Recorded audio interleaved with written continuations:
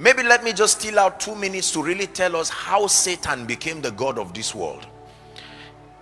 It's a technology in the spirit, and I pray that as little as it sounds, God will guide us grace to understand.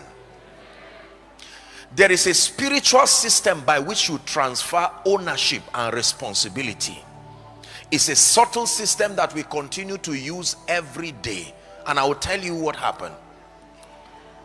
Man and his wife now default from the laws of God, and then the Bible tells us that they heard the voice of the Lord walking in the cool of the garden. You just leave that scripture up. And then he called on Adam. Notice the protocol that God never called on Eve. Are we together now? Because the organogram of authority was God, and then man, the male, and then the woman, his wife, then creation. Are we together now? And so when he came to the garden, he called man.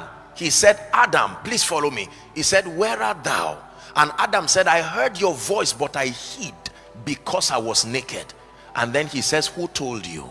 You have opened up your ears to the influence of another voice that has supplied you an information outside of what I gave you. Notice how Adam transferred dominion first to the woman.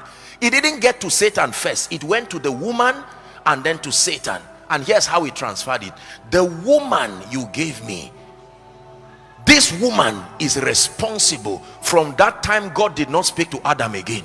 He went to the woman and said, woman, now that the man transferred responsibility by complaining and giving excuses, he says, what is this that you have done? And watch how the woman transfers responsibility to Satan. He says, the serpent. Satan remained the god of this world because he didn't blame anybody. He kept quiet. Had he blamed another entity, the power would transfer to him. Listen carefully. So when Jesus came and was standing before Pontius Pilate, they asked him questions and he kept quiet. And they said, can't you talk?